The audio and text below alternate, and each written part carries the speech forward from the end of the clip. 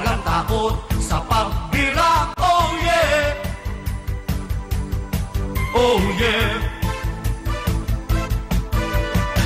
Kapag mayroong anomalya, ibubulgar na talaga. Oh yeah, oh yeah.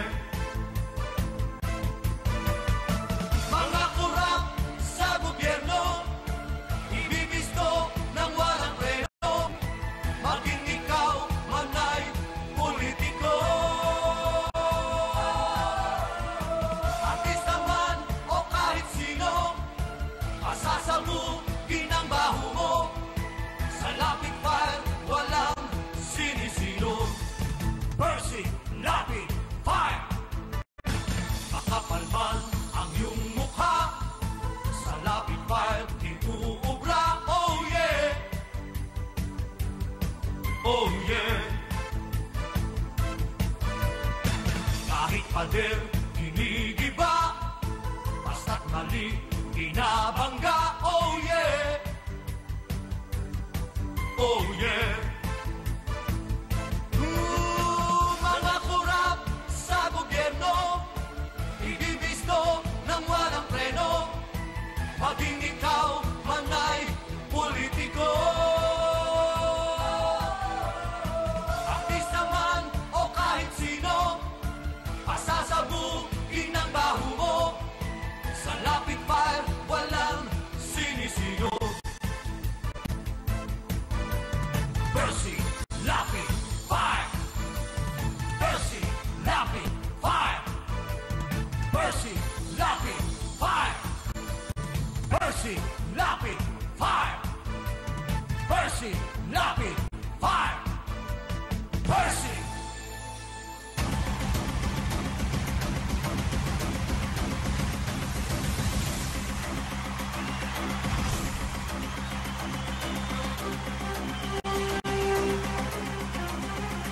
Magandang umaga po mga kaibigan. Ito po si Percy Lapid. Ito naman po si Rose Novenario. Ito po naman si Peter Talastas. Muli po kaming mag-aanyaya hanggang alas 10 sa pagtatanghal ng ating pong palatuntunan. Siyempre po, marami tayong pag-uusapan, mga issue na ika nga po ay karamihan dyan pinag-uusapan kahit saan po kayo ngayon magpunta. Ultimo sa kapa-kapa, pinag-uusapan niyang mga issue katulad nitong pagkakaproklama officially sa highest official of the land at saka yung second highest official natin. May bago na tayong presidente sa June 30, alas 12 ng tanghali. Ang vice president ba saan ba nanunumpayan? Diba ang presidente sa karaniwan dati sa Luneta yan ngayon babaguhin na naman ang historian na si President Rodrigo Duterte. Sa Malacanang Historian ito Kasi lahat ng ginagawa niya puro history.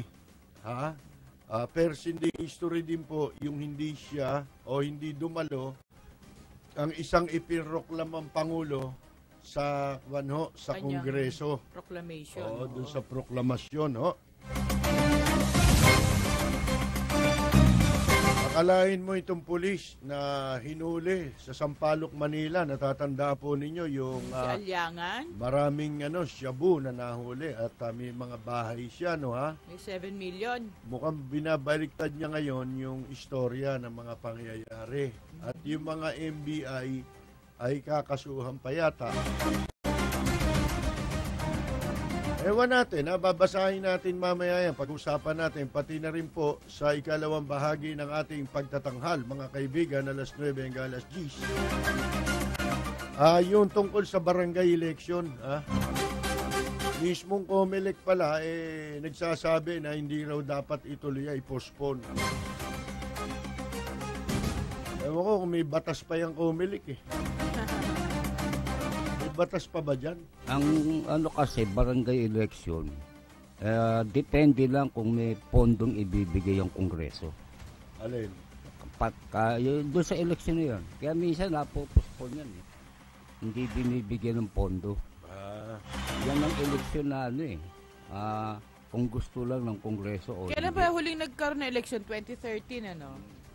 So, 3 taon na hindi pwede. Ilang beses na na-extend yung mga yan. Oo, na-postpone. Masyado na mahaba ang mga panunungkulan nito mga barangay officials. Kung hindi lang naging popular si Rodi Duterte sa mga mamamayan, mga kaibigan, yung barangay na yan wala lang sila magawa Yan ba papayag na manalo si Duterte? Siyempre kakampanyahin niya yung kanya mga constituent kung sino nagbayad sa kanya o sa kanila. Hindi ho ba? O mga kaibigan, sa mga nais pong tumawag, ang ating landline sa ating himpilan ay 412-0288. Samantala, ang text line po natin ay 0917-798-8910. Ano man ang inyong pinagkakaabalahan sa mga sandaling ito, magsama-sama po tayo hanggang alas 10 sa pagtatanghal ng balita, impormasyon at mga isyong may kinalaman sa bayan. Lahat isisiwalat ng walang takot, lilinawin, hihimay-himayin, matapang, ngunit malalim at makatotohanang komentaryo sa Lapid Fire. Lapid Fire. Kasama si Percy Lapid.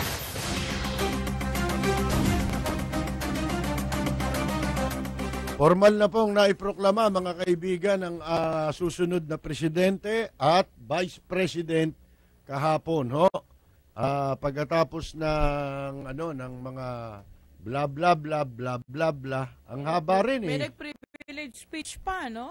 Mahabol pa si Jonathan de la Cruz. Si Jonathan mukhang sour graping kasi campaign manager pala siya ni Bongbong Oo naman, ngayon mo lang nalaman.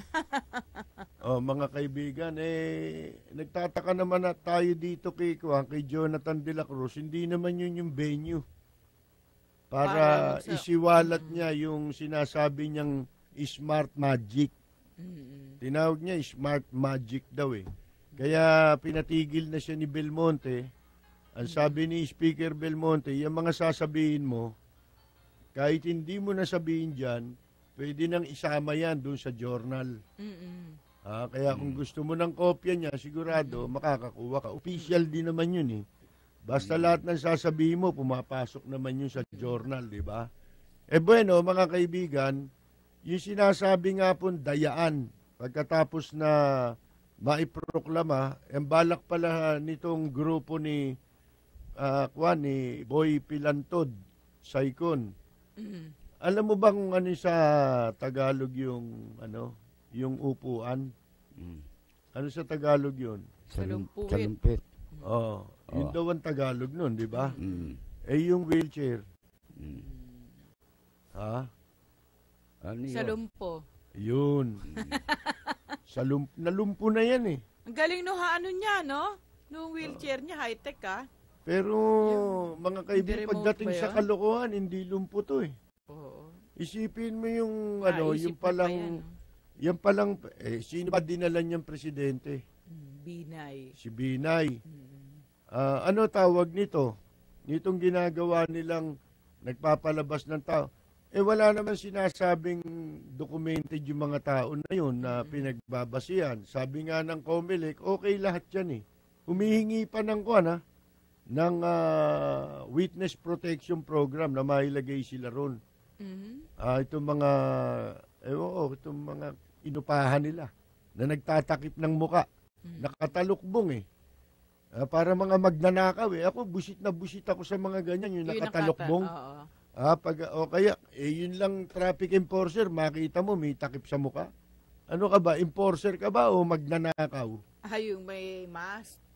May minsan itim hindi naman yung yung surgical mask, hindi naman yun Ang sinusuot nila minsan yung itim Uso ngayon yun no? May mga design pa yung iba, no? Hindi naman protection yun sa kuwan. Ba't kayo nagtatakip ng mukha para hindi makilala?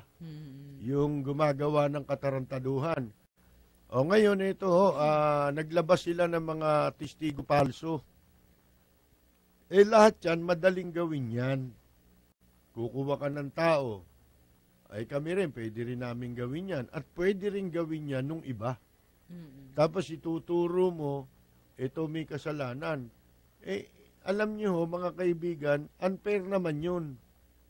Kung hindi mo naman mailalabas ang ebidensya mo, kung puro salita lang. Kasi kung salita, madali yun eh. Sino hindi pwedeng magsalita na nagkaroon ng dayaan? Ha?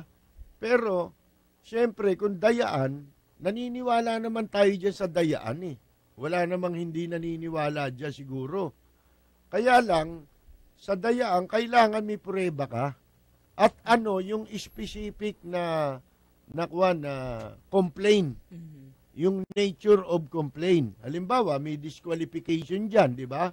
Bakit mo pinapadisqualify ang kandidato? Ito kasi ang plano nila, wag matuloy daw yung proclamation para kay Duterte at saka kay Leni Robredo. Pinalilitaw nila, dinaya daw si Duterte. Dapat daw ang boto ni Duterte may 20 million. Di sumobra na tayo sa bilang ng botante. Hindi po tumutugma sa lohika yun eh. Labag sa naturalesa eh. Hindi realistic. Hindi natural yung ganun eh. Yun lang sinabi nila na si Bongbong daw binawasan ng 500,000 boto sa Quezon. Pagkatapos, ang resulta pala ng ng canvassing, 300,000 plus ang voters. Ang boto ni Leni Robredo. Si Bongbong nakakuha ng mga 170 votes. Tapos yung 500,000 daw na dinaya kay Bongbong, inilipat daw yung kay Leni Robredo. Paano nangyari yun? Ba't ganun lang yung number niya? Di doon pa lang halatang halata. Ewan ko naman, ba't hindi tinatanong ng ng mga reporter? May bayad siguro presko nito. Baka hindi sila nag-add or hindi sila nag-multiply. Hindi. Sabihin mo lang 300,000, sinabi no 500,000. Di andali. Tanggalin mo na yung mga yung ibang figure. Sa 300 ka na lang. Tsaka 500,000. Ba't 300 yung nakuha ni Leni? Kung inilipat pala sa kanya yung... Dapat 800 yun. Dapat 800. Di ba? Mga kaibigan, kaya mahigit 500,000 man lang. Parang yan yung ganyang klaseng witness, parang walang iniwan dun sa mga binubulgar ni Sandra Cam, Yung puro daldal, tas gusto pa witness protection program pa sila, Bakit kay Boy Saicon? Bakit walang credibility. Ano kaugnayan nila sa isa't isa? Bakit yun? Of all people. Ito si Boy Saicon ito, sa kampo ni Binay. Yun lang nga Anay ang tawag ni Jamie dyan, Paano ang connection nila? Hindi nga, ibig sabihin, may motibo itong Boy Saicon na ito. Ano ito ang tawag dyan? Nag-i-instigate. Na yung humihimok ng gulo. Kung merong maniniwala doon sa kanilang katarantaduhan. Kaso hindi kailangan mga kaibigan, para ka makapaghikayat ng followers ng mga susunod sa iyo, sasama sa ginagawa mo, dapat maging makatotohanan yung iyong sinasabi. Hindi makatotohanan Unang-una, nakatakip yung mga yan. Takot pala kayong magsalita, ba't pa kayo nagsalita? Takot pala kayong lumantad. Hindi ba? Anong klaseng testigo yan? Kung talaga titistigo ka, umarap ka. Tapos inaakusahan mo kung sino-sino. Hindi ko sinasabing, katulad si Bongbong Marcos, halimbawa, si Bongbong Marcos ba walang karapatang magreklamo? Meron. Dahil yun ay karapatan ng kahit na sino na magreklamo ka. Pero kinakailangan, sabi nga, iba yung nag-aakusa ka lang kaysa sa patutunayan mo. Ibang bagay din yung patunayan mo, yung akusasyon. Hindi ba? Katulad niya, magdidemanda ka sa hukuman, sa piskalya, maghahain ka, madali rin yun. Sabihin mo, binugbog ka. Hindi ba? O kahit na saktan mo lang yung sarili mo, tapos magpa-medical ka. Nagdemanda ka sa isang taong galit ka. O, kinagagalitan mo yung tao, kaaway mo. O, tatanggapin ng piskal yun eh. O, pero pagka nilitis yan, Oo. yung kaso mo, yung patunayan mo, yung bintang mo ngayon na ikaw ginulpe, Iba yun. ibang bagay Iba na yun. yun. Oo. Magkaiba na yun. Yung mag-akusa at saka magbinta, magpatunay. Katulad si Bongbong Marcos, lahat ng karapatan nasa iyo. Unang-una, senador ka pa nga eh. Hindi ba yung senador ang dami mong ang laki ng impluwensya mo, ang dami mong resources. Magagawa mong maghain ng reklamo. Kaya lang, kinakailangan yung reklamo mo, isasubstantiate mo. Hindi pwedeng basta salita lang. Yung bang pati sa akusasyon, motherhood eh. Yung sinasabi sinasabi kahapon ni Jonathan De La Cruz, mga kaibigan, ng abakada, kumakatawan sa teacher, pero wala naman. Ano ginawa mo sa teacher? Tinuruan yung magwalangya. Ngayon, lahat ng kawalangyaan, bumabalik sa inyo. Pagka bumalik sa inyo kawalangyaan, masama. Yun ho ang hindi maganda rito eh. Ang sinasabi niya kasi personal eh. Kung talagang makabayan kayo, nagpapanggap na makabayan niya mga yan eh. Una nga, yung premise niya, bago siya yung hindi natuloy na tatalumpati niya eh. Mga kaibigan pinuri muna niya, kunyari, tinatanggap na nila yung outcome ng eleksyon. Pero kargado sa bandang huli pala yun. Sabi niya nga, itong smart magic, dinaya daw. Paano nga dinaya? Wala naman silang detalye na sinasabi. Mga kaibigan. At pagkatapos, ito ho yan kung talagang totoo na nagkaroon ng dayaan, sa inyo, ang kinocomplain lang nila kasi sarili niya hindi ba dapat kung talagang alam nila na nagkaroon ng dayaan, bakit ang tinutukoy nila isang lugar lang, yung Quezon? At saka nagbabase siya sa dayaan, sa dyaryo. Ang ginamit nilang basis, yung lumabas na yun sa dyaryo kahapon. Yung revelation ng nakamaskara. Yung si Kabert daw siya. Mga kaibigan. Yun ang hearsay. Hindi pwedeng dyaryo lang ang ang basihan mo. Wala yung ebidensya na naganap nga ito ron. Halimbawa, di ba? May nag-report man lamang sana sa inyo na mga leader ninyo. Ganito nangyari doon Oo, kasi pag during election naman, di ba, constant yung communication nila sa mga tauhan nila sa grounds sa mga presinto. Ganun talaga yun. Doon nagbabase ng complaint Oo. Sa report ng mga tao nila sa mga watchers, presinto, di ba, yung mga nagbabantay o sino man ang mga itinalaga nila kung anong gagawin. Ito hindi Wala silang sinasabi na specific Parang nag-i-instigate lang sila ng gulo Wala man lang base sa reports na natanggap namin, mga ganun gumagawa sila ng ingay na inakala nila na makakakuha ng simpatya. Alam niyo, bawal yan Labag sa batas yung ginagawa niyo Inciting to yan? Sedition. Hindi ba? Yan nga yung kaso dati ni Boy Psycho nung panahon ni GMA. Hindi pa yan. Rumor mongering yan Oo. Papakalat ka ng maling impormasyon. Kung ang impormasyon na kinakalat mo, walang basihan, bawal yun. Rumor mongering ang tawag dun. Tawag mo dyan, di ba? At saka yung nag-i-instigate ka ng gulo. Ng gulo, di ba? Masama po yun. Hindi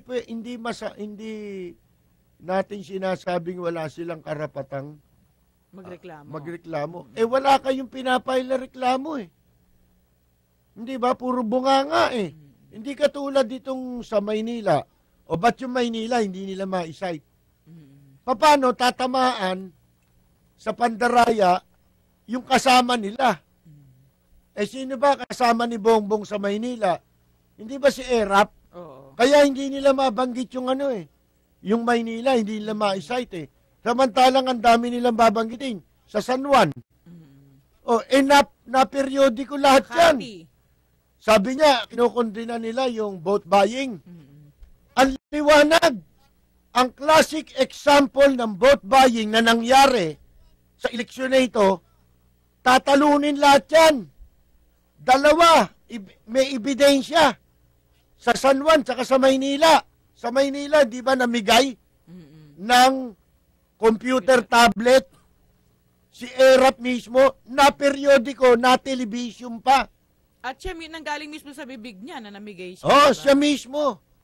Oh, mga kaibigan. Pero walang kailangang witness doon. Dahil Oh, siya mismo bakit hindi inamin nila na. ginagamit nyo na ebidensya?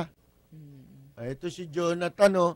Tapos magtatalumpati ka, hindi ka naman pala magaling mag-speech. Kung sa akin mo pinabasa yung Yung speech. yung speech mo, mas magaling ako sa iyo kaya wala kang karapatan magradyo eh. Di ba? Ang gulo nyo lang sa radyo, nag-iingay lang kayo eh.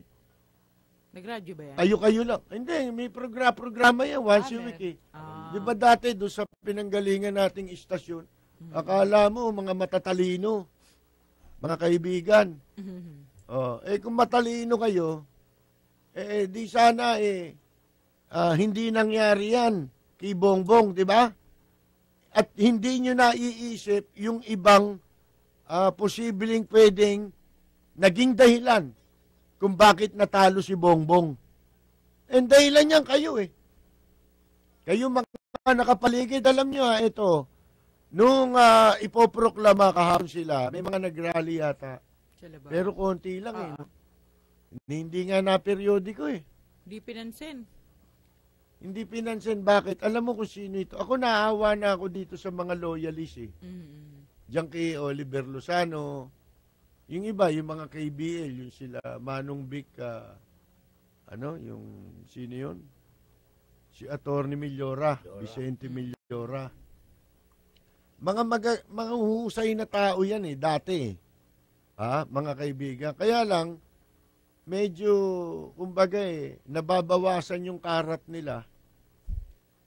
Kumbaga sa alahas, sa relos, yung jewel, nabawasan dahil sa maling pagdakila masyado sa mga Marcos.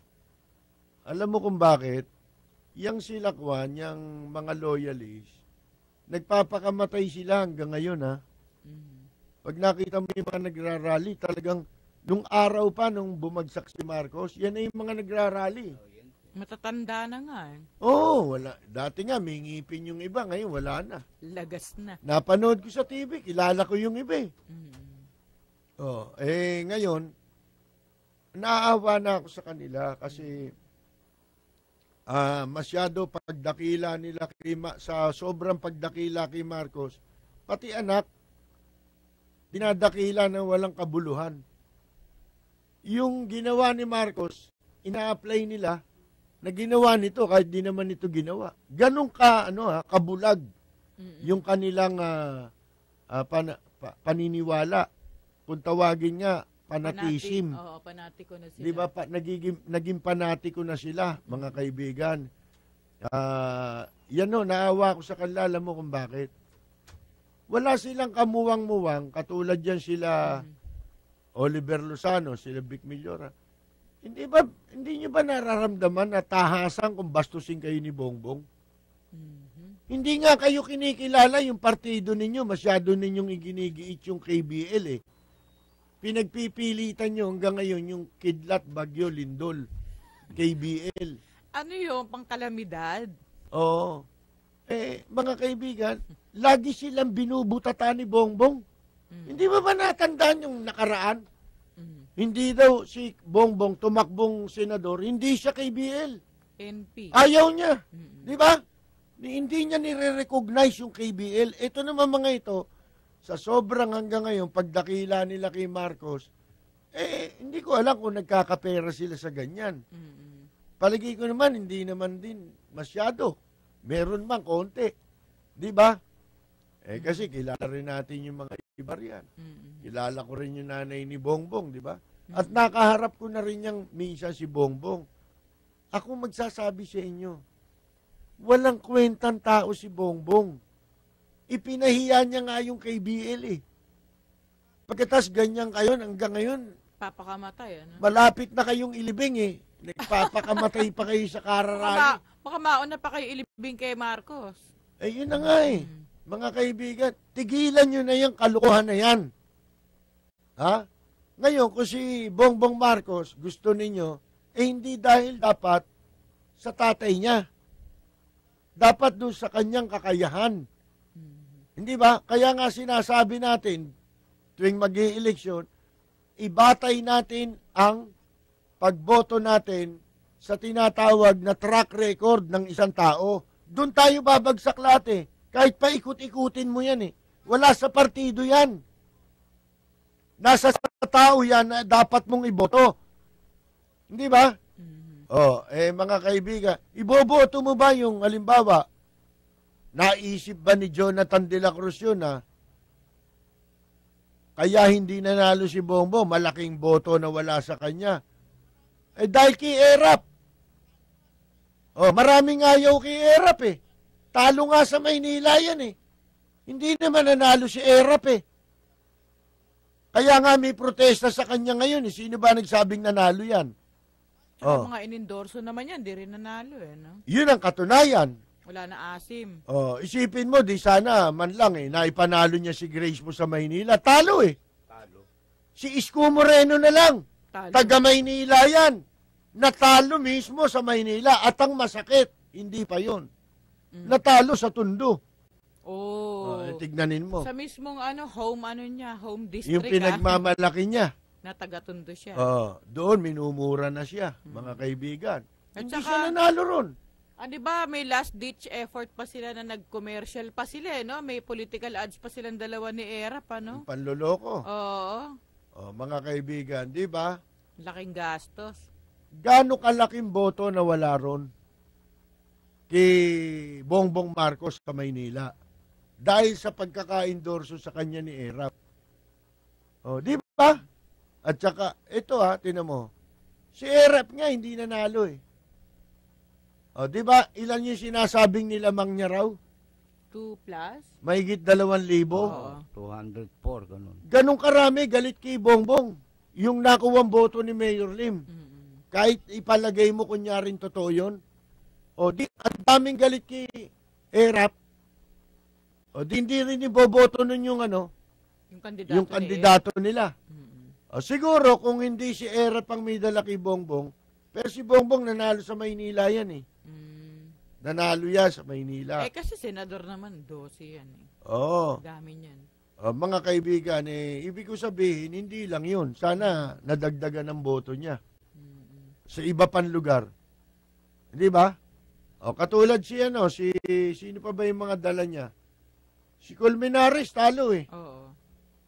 Si Francis Tolentino. Nagyayabang kayo. Di ba? Francis Tolentino, daming nagtulong. Para manalo lang yan. Si Tulong Tumodo Tino. yan, Tumodo. Todo, pero Ngayon wala. si Talong Tino na. Mga kaibigan, di ba? Hanggang sa huling sandali, meron pa sila ni Chris. Tulong Chris, tsaka Tulong Tino. Doon natakot ng tao. Doon na kami. Matakot na tayo rito. Magkakalat na ito. Epidemya. Mahahawa na ito. Tulong Chris na ito, tsaka Tulong Tino. Mahahawaan tayo nito. Mga kaibigan. Kaya natalo ngayon si Tolentino. Di ba?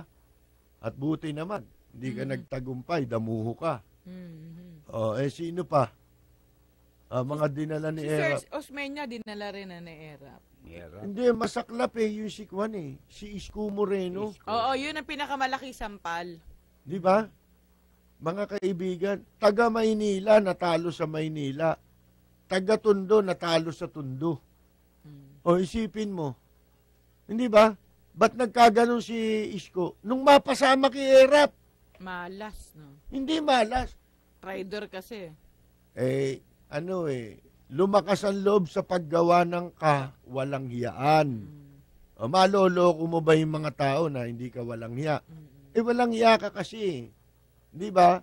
Yan yung tinatawag na na kahudasan eh. Ha? Sino ba ang yung kahudasan, yung katrayduran. 'Di ba? Katrayduran 'yan eh. Yung ginawa niya sa mga taga Maynila. Akalain mo dinala mo diyan si Era, pinaniwala mo yung mga taong bayan diyan na ito mabuting tao, ha? Makamasa ito. Napagbintangan lang ito ng presidente. Eh ngayon napatunayan ninyo na talagang yung hatol kay Erap bilang convicted plunderer, inapirme nitong kanyang term sa Maynila eh. Pinagtibay niya pa eh. Di ba? Oh. Mas lalong napatunayan talagang mandarambong si Erap. Walang walang asawa, no? Sino nagyaya dyan sa Maynila, di ba ikaw? Oh, di ba? Para lamang makinabang kayo. Ha? Makapagwalang hiya kayo kahit sa masamang paraan.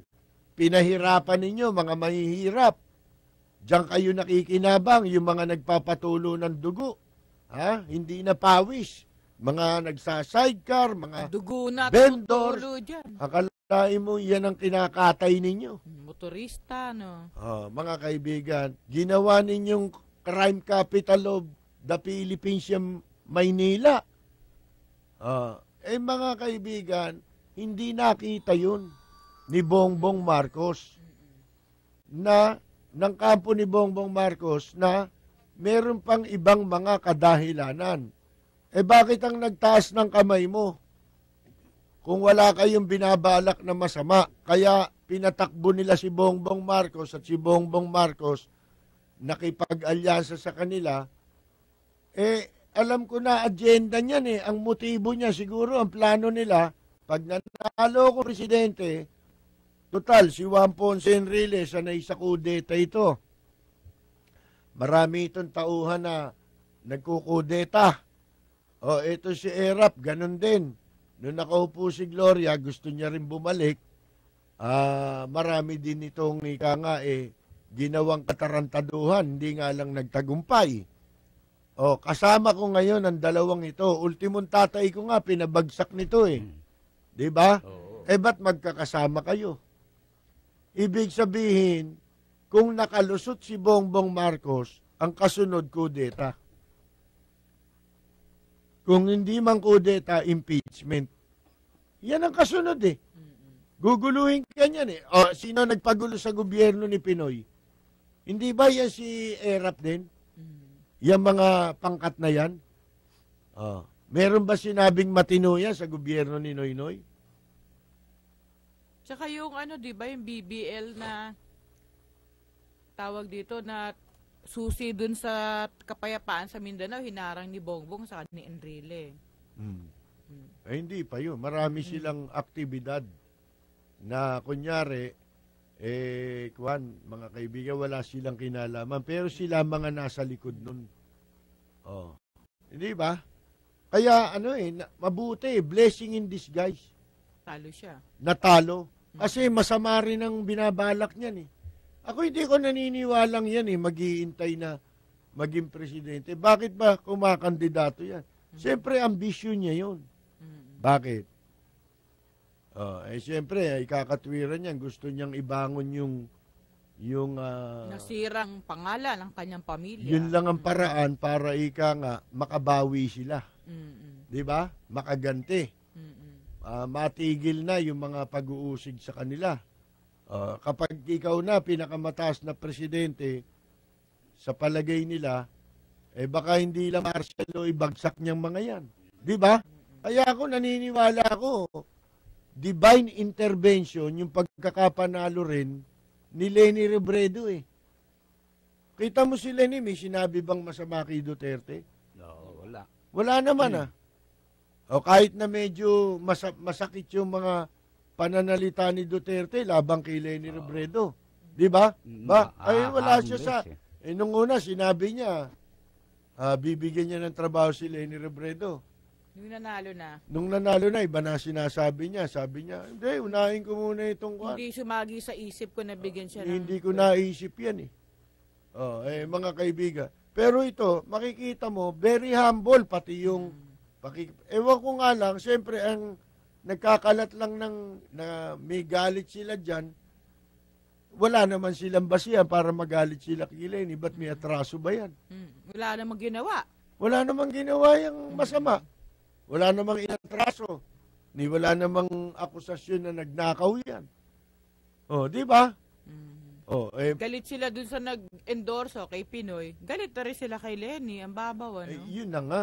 Yun ang masama sa ating mga bulag na followers. Maging kay Duterte, maraming bulag. Baka akala ninyo, kaya kailangan magbantay kayo. Hindi natatapos yan sa nanalo na si Duterte. Akala nyo ba langit na itong Pilipinas? Yun na ba ibig sabihin nun? Aba, hindi tayo nakakatiyak eh. Kasi, siya na rin na nagsabi. Uunahin niya magbayad ng utang na loob sa mga pinagkakautangan niya. Sa mga tumulong na manalo siya. Mga kaibigan. Ako isa sa pamantayan na dapat kinakailangan maging principle ng taong bayan. Hindi masama ang tumanaw ng utang na loob kasi yan isa sa pinakamagandang kultura at pag-uugali ng mga Pilipino. At yan dapat lang na ikaw marunong kang tumanaw ng utang na loob. Kaya lang ang pagtanaw ng utang na loob hindi pwedeng ikompormiso mo yung utang na loob sa public service. Iba ang public service. Ang panunungkulan sa gobyerno, may sariling pamantayan yan. Yun ngang Code of Conduct and Ethical Standards. Yan, dyan nakabatay ang ang dapat maging katangian ng isang manunungkulan sa gobyerno kaya ikaw ay empleyadong mababa o opisyal ka ng gobyerno. Yan ang katangiang dapat na taglayin. Susundan mo, i-observe ng isang public employee or official. Ang tawag doon sa batas na yon Code of Conduct and Ethical Standards, di ba? For public officials and employees. Mga kaibigan, hindi yung utang na loob, wala doon yun. Yung utang na loob, personal yun eh.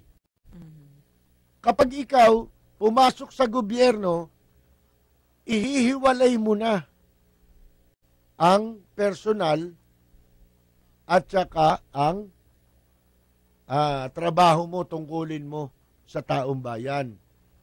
Minsan nga, pati pamilya mo, sinasakripisyo mo eh. Pati pamilya mo nga, hindi dapat nakikitang nabubuhay ng marangya. Dapat simple. Nang masagana yung nakagumon sa sa mga sa mga anong tawag mo ron, yung mga luho, hindi ba? Hindi dapat ganon, pati pamilya mo. Kinakailangan inoobserbahan. Simple living. Para hindi sila makapinsala dun sa tungkulin ng kanilang tatay o kaya ng asawa nila. Hindi ba? Ganun yun eh. Yung public service, huwag ka pumasok dyan kung hindi mo kaya sundin yung batas na dapat sundan, i-observe ng isang nasa government service. Kung hindi ka pwede ron, umalis ka. Hindi pwede dyan yung pag nasa pwesto ka na katulad na sinasabi ng COMELEC, dapat ipospo ng barangay. Bakit? Pagod na kami. Tarantado ka pala Ba't ka pumasok sa gobyerno? Wala kang karapatang magsalita na napapagod ka. Dahil kung napapagod ka, mag-resign ka. Yun lang naman yun Saka eleksyon naman ang trabaho nyo talaga, kaya nga commission on elections. Nakakapagod ba magbilang ng kinita sa eleksyon? Baka doon kayo napagod sa kabibilang. Nagkakulani, Nang napagkakwartahan ninyo sa mga dinaya Si Imelda Papin, dinaya yun. O, isa pa yun, no? Kawawa din yun. No? Kasi ang kalaban nun, si Pentibella. O, ba't di binabanggit ni ano yun? Ni Jonathan. Ni Jonathan de la Cruz. Notorious na mandaraya yun. Oo.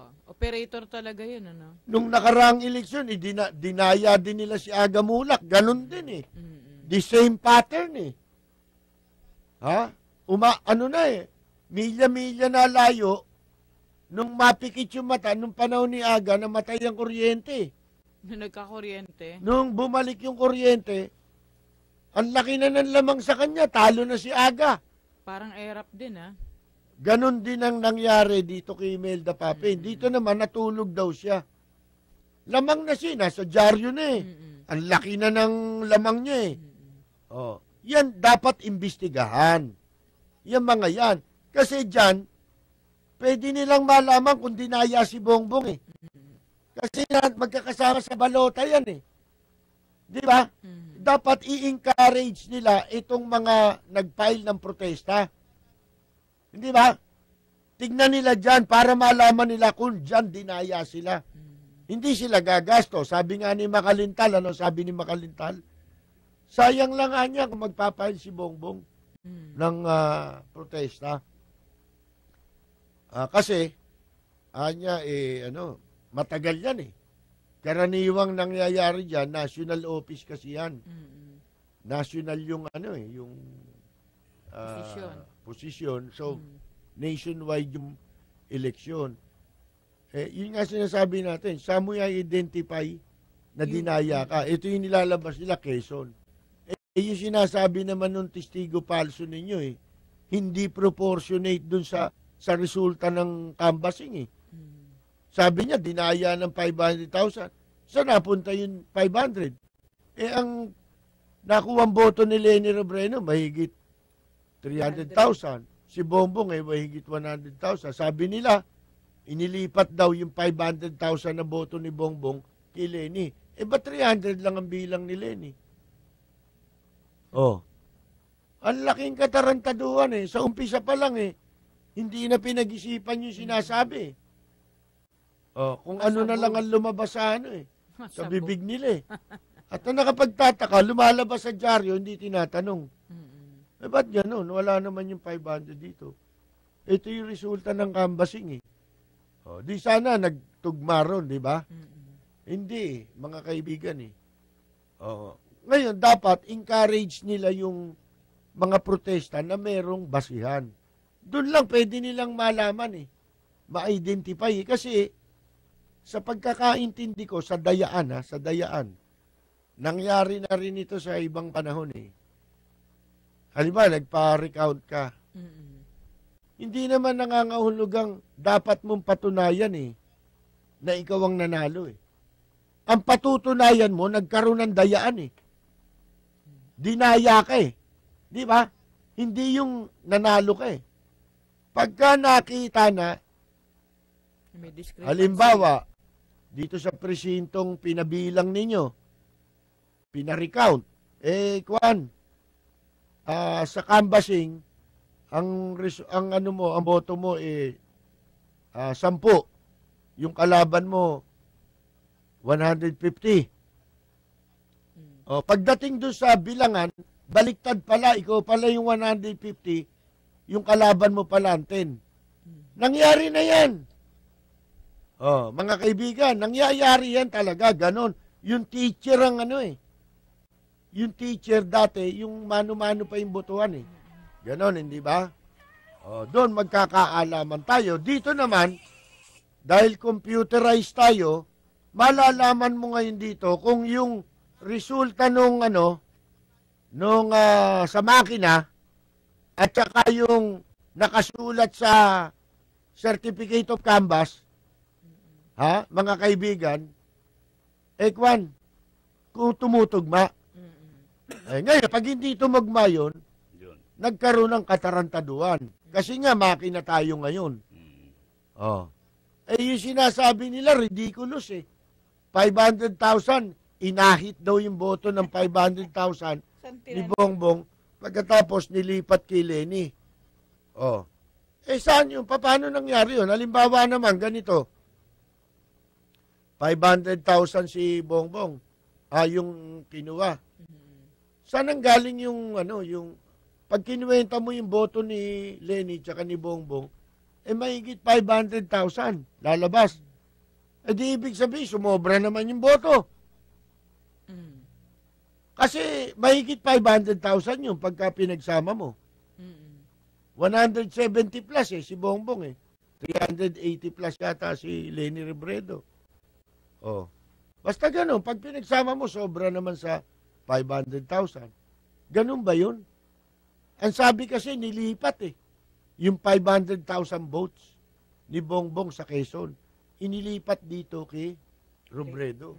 Wala pero salita lang yun Mga kaibigan, pagkatas hindi tumutugma dun sa sa official data. Na hindi naman nila kinokontest.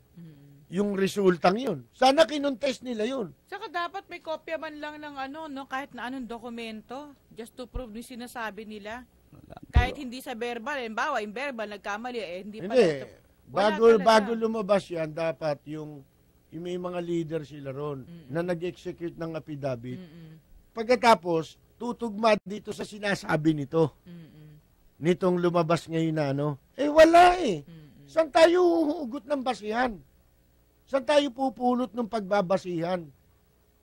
Kaya ito, maliwanag, nag-i-instigate lang ng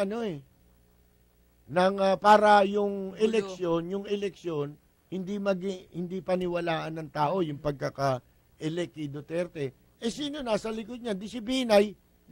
Gusto nila magkaroon ng failure of elections. No? Hindi matanggap dahil lahat ng paraan ginagawa ni Binay hanggat may pagkakataon siya dahil kinakabahan siya.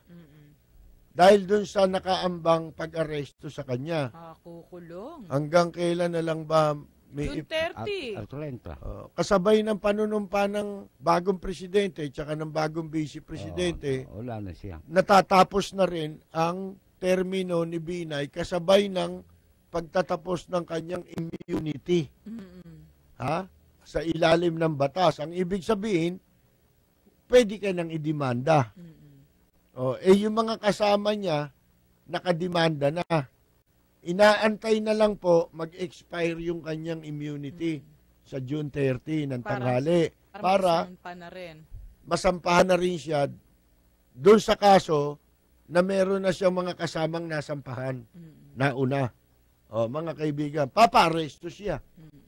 Aresto yung si Binay. Yung iba, hindi pa na sumasampa sa sandigan, Yung malversation pa lang at saka graft. Kasi may piyansa yun Pag yung plunder na sumampak, kulong sila. Nakaready na yung... alam mo naman, si Duterte naman, dapat si Duterte, ang papag-isipan niya ngayon, huwag ka magkamali. Huwag mong bibigyan ng pagkakataon itong mga nagbabalak-balak na ito. Kasi, pagbabalakan ka niyan Hindi ka titigilan. Oo. Maliban na, ibibigay mo sa kanila yung gusto nila. Diba? Ano ba gusto? Impluwensyahan mo yung kaso nila. Burahin mo yung kaso nila. Impluwensyahan mo yung ombudsman. Total, kamag-anak mo yan Si Carpio Morales By affinity. Di ba? Dahil yung asawa ni Sara Duterte, in-laws yan ng mga Carpio. Si Tony Carpio ng Supreme Court, tsaka si Carpio Morales ng ombudsman. Yung ombudsman natin. Mga kaibigan. Yun ang hihingin sa iyo niyan. Uunti-untiin ka niyan. Di ba? Naku, parang blackmail, napanood na natin yan. Sino ba yung mga tao na yan? Dati na nilang ginagawa yan. Kaya hanggang ngayon, andyan sila Dahil umuubra yung style nila. Oo. Nagagamit nila yung kanilang yung ninakaw para i-pressure yung presidente. Di ba nung una, kalaban ni Gloria si Enrile? Bakit nung huli? Kasama na. Naibigay na yung gusto ganun po yun Di ba nung una, kukudetahin din si Gloria? People Power 3. Hindi, pinahuli nga si Gringo Di ba nagtago nga si Gringo? Sa ukod naman yun. Ngayon, mga kaibigan, O pagkatapos nun, Bati na sila. kasi, bakit? Ibinigay kung ano yung hinihingi niya. Meron silang hinihingi lagi. Yan ang gagawin ni Erap. At saka lalo si Erap. Naka, Kunyari, bumabati. may Si tarpaulin Duterte, pa. May tarpaulin. Pag yan, pinansin ni Duterte yan, ang kasunod niyan, hihingi na ng pabor yan. Ganyan na mangyayari dyan. Kaya, yan ang mga bantayan ninyo. Huwag yung para kayong akala ninyo, nasa langit na kayo, nanalo si Duterte. Dapat huwag na maniwala si Duterte sa mga yan. Kasi napatunayan naman, wala na silang puwersa eh. Oh, napatunayan, wala nang clout yan. Mm-mm. Naglalakas-lakasan na lang yan. Mm-mm. Ha? Sa press release na lang yan malakas. Pero Sa dyaryo. yung warm bodies, wala na. Wala na eh. Mm-mm. Mga kaibigan eh. Si Noynoy, patungo na si Noynoy doon. Oo. Bagsak na yung Aquino family, kuwang ko. Spent force na. Wala na yan. Yung natitirang mabuting kuwang ko, tumanggi pang magkapwesto. Sige, Bo. Sige bo, di ba? Etong mga to, wala na ito eh. Nasira lahat yan dahil sa hindi na-deliver ni Pinoy yung expectation ng mamamayan sa kanya na bigo sa madalit sabi. Nabigo, binigo ni Pinoy ang taong bayan. Ang kinampihan nito, puro mga ilang tao Nagaharing uri. na nasa paligid niya. Ultimong gunggong na si Ray Marpil. Kalahin mo yung mongoloid na yan, paniwalaan mo. Dahil natuwa ka lang. Kinuha mo sa gobyerno mo. Ngayon, mayaman na. Sana ma-lifestyle check. Tsaka si Coloma. Yan, dapat mga ma-lifestyle check yan Si Coloma, ano yan nagpapanggap lang na spokesman yan, businessman yan mahilig sa businessman yan Basta businessman, kahit may kaso, yan ang lalakad. Silang dalawa ni Paquito Diaz Ochoa. Mga kaibigan, wala. Saan umikot ang mundo natin? Isang buwan na lang, ano? Hindi. 6 na taon pinatanda mo kami. Damuho ka. Tumanda kami ng 6 na taon sa'yo. Saka hihintay na matapos. Saka hihintay na. Merong mapapala ang taong bayan, ang bansa natin. Wala Inihatid mo kami sa, sa lalong paghihirap trilyon-trilyon na nga ang budget ninyo, mga damuho kayo. Wala pa kayo nagawa. Isipin mo yan. Trilyon nilang utang Ito palang panahon ni Noynoy, pinakamalaking nakapangutang ang gobyerno Kaya wala ka ng credibility. Yung yung pagbanat nila kay Marcos, nakatulong pa yun in the first place Hindi ako naniniwalang nagkaroon ng epekto yun para yung makuha yung boto ni Bongbong. Hindi nangyari. Ang laki ng nakuha ang boto Mga kaibigan, di ba? Konti nga lang ang margin nila Sabi ni Robredo Sabi ni Noynoy, late na raw nilang na-realize na dapat noong pa nila kinampanya yung sama ng martial law wala nang katapusan po yan. Yun ang dapat ng wakasan ni Duterte. Maghubad na kayo ng mga dilaw-dilaw, tanggalin na ninyo yan. Mukha tuloy tayo may tulo rito. Pag nakadilaw tayo, lahat dilaw. Sige, Chris Aquino nga Mukhang nanaba. Teka muna mga kaibigan, wag po kayong alis. Kami po'y magbabalik pagkatapos lamang ng ilang mensahe. Sa ating po pagbabalik, sabayan na po tayo mapapakinggan sa DZRJ Radyo Bandido.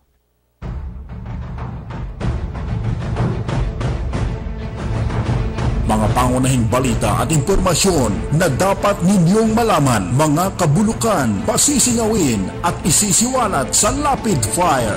Makabuluhan at makatotohanang komentaryo para sa kapakanan ng bayan. Ihahatid sa inyo ni Percy Lapid, Lunes hanggang Biyernes, alas 9 hanggang alas 10 ng umaga. Samahan si Percy Lapid sa Lapid Fire dito sa DZRJ 810, hatid sa inyo ng 8 Trimedia Broadcasting Network. A-Tri Media Pro Incorporated. This is A-Tri TV.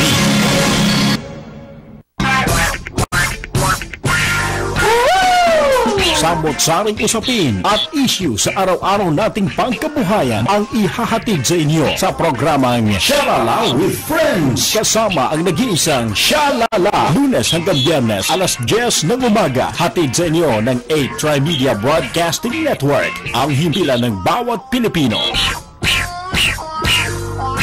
This program is brought to you by A-Tri Media Pro Incorporated. Sa bayan, merong humor. At saka bilib ako sa'yo. Kasi nung minsan, parang nagagalit yung babae sa'yo. Pero hindi mo pinatulang, cool ka lang. Ang ganda ka. Tira mo ka ako yung si Percy ka ako. Magaling talaga ako. Talagang kaka ako. Maganda ka makiharap sa tao. Congratulations! Babati lang ako sa'yo at more power. Keep it up! Balita, impormasyon at mga isyong may kinalaman sa bayan, lahat isisiwalat ng walang takot, lilinawin, hihimay-himayin, matapang, ngunit malalim at makatotohanang komentaryo sa Lapid Fire. Lapid Fire, kasama si Percy Lapid.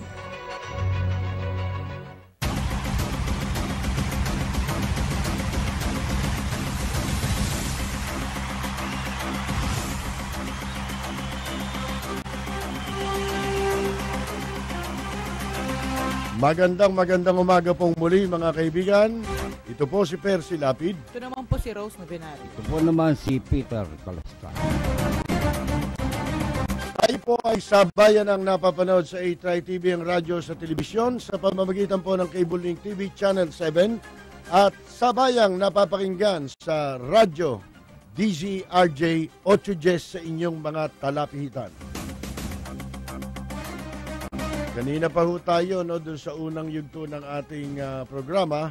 Marami tayong pinag-uusapan yung tungkol sa sinasabi ng kampo ni Jonathan o ni Bongbong Marcos sa pamamagitan ni Jonathan de la Cruz. Na ika nga hindi natuloy yung kanyang mga litanya. Nauslot. Yung mga mga smart magic. Yun lang ang lumusot, yung smart magic. Salita lang. Sa mga nais pong magbigay na reaksyon, 412-0288, yan po ang ating landline. Ang ating po namang text line ay 0917-798-8910. Ano naman po ang inyong pinagkakabalahan? Manin nyo kami hanggang alas 10 sa pagtatanghal ng Balita, impormasyon at mga isyong may kinalaman sa bayan. Lahat isisiwalat ng walang takot, lilinawin, hihimay-himayin, matapang, ngunit malalim at makatotohanang komentaryo sa Lapid Fire. Lapid Fire, kasama si Percy Lapid. Ang balitang ito ay hatid sa inyo ng Hataw. Number 1 sa balita, basta tabloid, Hataw. Sino kaya ang mga may gumagawa nung nung para bang gustong pag-awayin, ihiwalay si Duterte kay Leni Robredo? Wala naman dahilan kasi tapos na eleksyon, whether you like it or else, si Leni Robredo Vice President sa ayaw at sa gusto natin. Ngayon, kung magsasampa ng protesta si Bongbong, karapatan niya yun, di ba? Pero mga kaibigan, malabo yun kasi kung meron tayong pinagbabasihan, nakasampa na sana yung protesta natin. Babagsak yan sa pet na. No? Hindi yung sa puwet, sa pet. Kasi naproklama na pet. Tama, pet, Ang protesta doon, hindi din sa... hindi pa na sa Comelec. Mukhang makakalaya na rin si GMA, dahil pinakukuha na ng Korte Suprema yung mga dokumento raw sa Sandigan Bayan, mga kaibigan, para sa piyansa nitong si dating Pangulong Gloria Macapagal. Oo, kasi umapila si GMA dyan sa Supreme Court dahil ilang beses binasura na Sandigan Bayan yung motion niya para makapagpiyansa. Oo, pinababaliwala niya yung mga ebidensya. Kasi nga yung mga kasama niya, pinayagan ng magpiyansa. Bakit siya hindi pa? Isa ebidensya nun. Yun. Ngayon, meron pa yung dito sa kay Lenny Robredo. Si Lenny Robredo, maganda magsalita eh. Ewan ko lang kung bakit may mga tao na yung pagkainis nila sa ibang tao, kailangan ganun din ang pagkainis nila kay Lenny Robredo. Sabi ko nga sa inyo, hindi matatapos yan pagka ang ugali nating mga Pilipino, habang buhay na ganyan na lang, habang panahon na lang. Damay-damay, ano? Pagka hindi nanalo yung gusto nating manalo, gusto natin murahin natin habang buhay yung nanalo. Dahil hindi mo gusto yun. At gusto guluhin yung nanalo. Oo. At kung may pagkakataon, ibabagsak natin. At kung may pagkakataong, kasi nag-iba ng statement si Duterte, nung una, okay siya kay Lenny. Parang ngayon, nagkaiba eh. binabawi. Parang nag-iba ho. Inconsistent. Ang tono ni Duterte. Wala naman tayong pakialam doon. Tsaka sabi naman ni Lenny Robredo, talaga naman prerogative ng presidente yun. Yung mag-appoint ng gusto niya, yung pagkakatiwalaan niya. Una, hindi naman nga niya ako kilala pa, hindi pa kami magkakilala. Siyempre, natural yun. Isipin mo, nagmumula yung pananalitang yun sa isang babae. Dapat si Duterte, ganun din. Hindi yung masyado tayo maangas. Ano bang ayaw natin kay Lenny? Nung una, gusto natin. Sabi mo pa nga, maganda. Di ba? Mga kaibigan, mukhang type niya pa nung una eh. Biglang. Gimmick lang pala, no? Campaign niya. Bakit? Kailangan ba magkaaway ang presidente tsaka vice president? Kung noon nga si FBR, hindi rin naman niya actually kursunada si ERAP, di ba? Pero nung nanalong vice president, binigyan niya ng posisyon. Binigyan ng special PACC pa, dun pa nga nakapagpasiklab si ERAP eh. Ng special na opisina.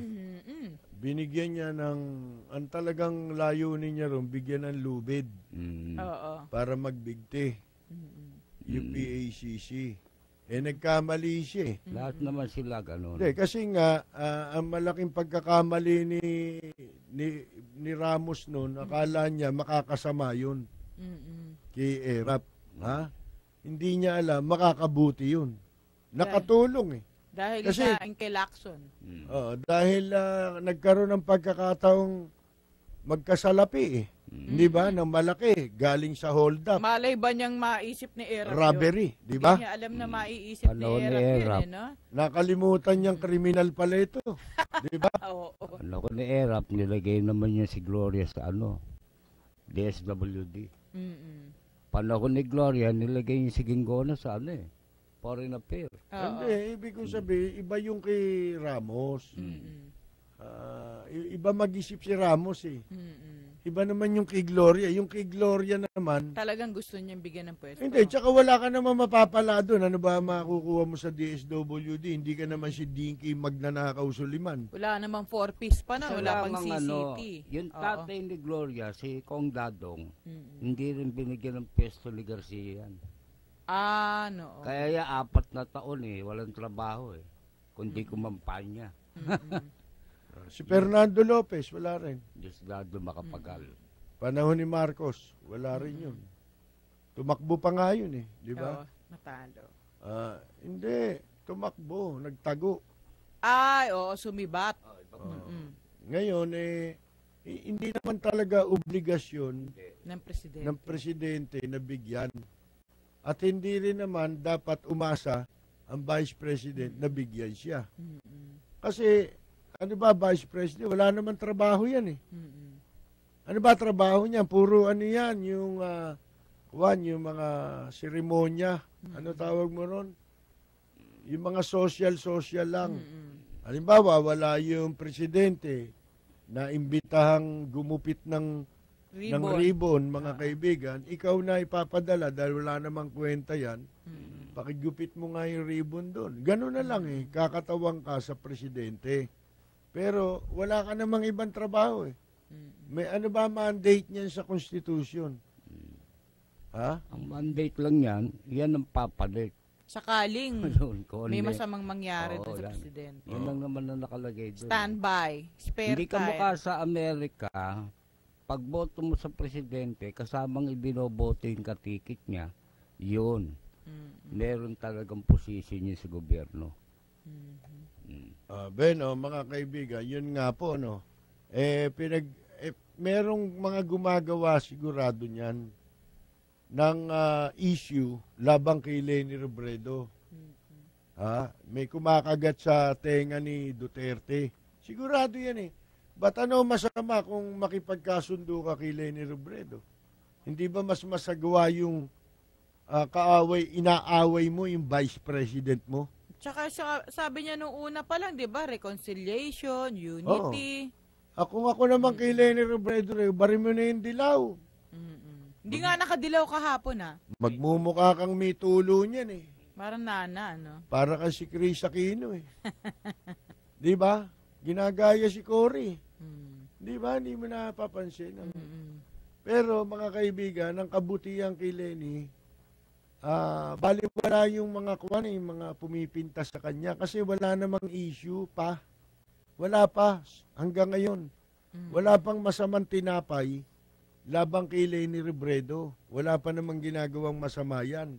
Ewan natin pag nagkaroon ng pagkakataon. Ganyan naman ang mga karamihan sa politiko Magagaling.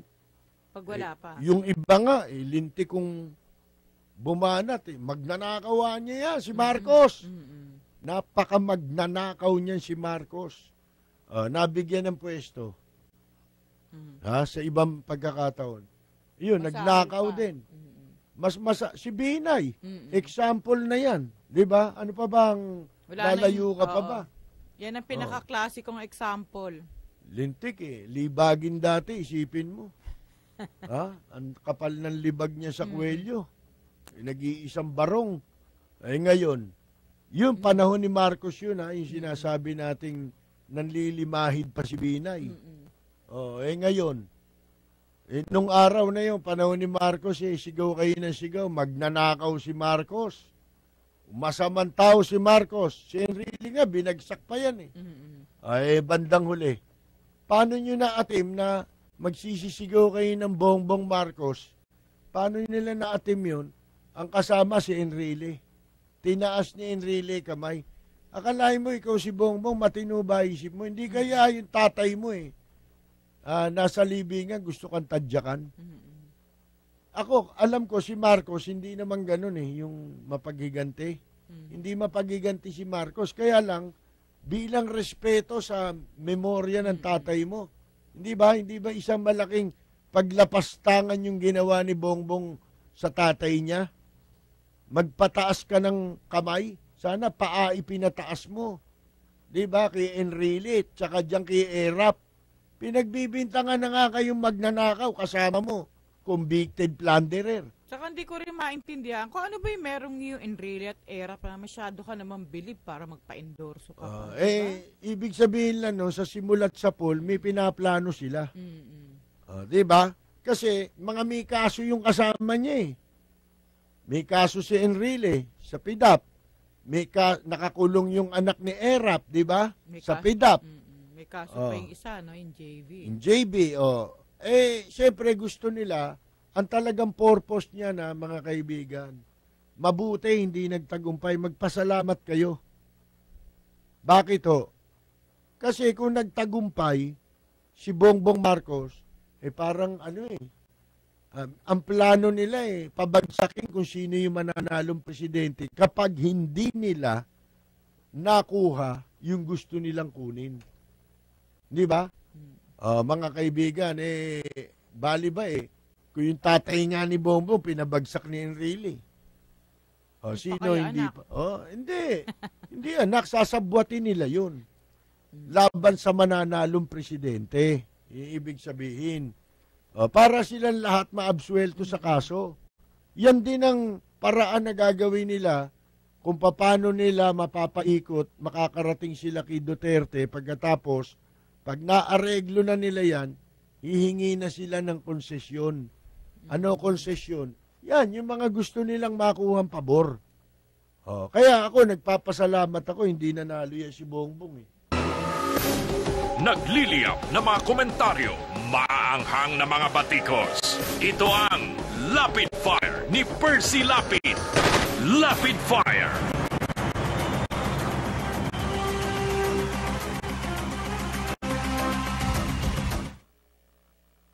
Ayun no, kaliwat kanan itong mga gustong magpasiklab. Meron pa ngayon, curfew. Nanguhuli na ng mga bata. Sa Las Piñas daw, daming hinuli. May 100. Quezon City. Kasi dati ng ordinansa yan. Nahaluka rin nila ngayon, ano? Oo, ngayon pinatutupad na. Nag-ano sila ngayon. Di ba yung mga drug suspect din, mga pipitsugin lang naman. Yun na napapatay na ngayon. Kasi baka ituro yung malaki. Di ba? Yun ang delikado po. Sunod-sunod nga ngayon, nirarampa. No? At number 1 pa rin ang Maynila sa droga. Number 1 pa rin sa krimen ang Maynila.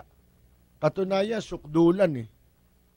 Bakit ho? Kasi ang barometro, para malaman mo na sukdulan ng krimen sa Maynila, pati reporter napapatay na dyan. Oo nga. Eh di sukdulan na yan. Wala nangyayaring ganyan dito sa Metro Manila. Nangyayari yan sa paglabas mo ng Metro Manila. Di ba? Mga kaibigan, Maynila. Sa Maynila mismo. At saka, ora di peligro, maraming tao. Napatay yung isang reporter. Pinagtatakban pa raw nung Manila Police District Press Corps.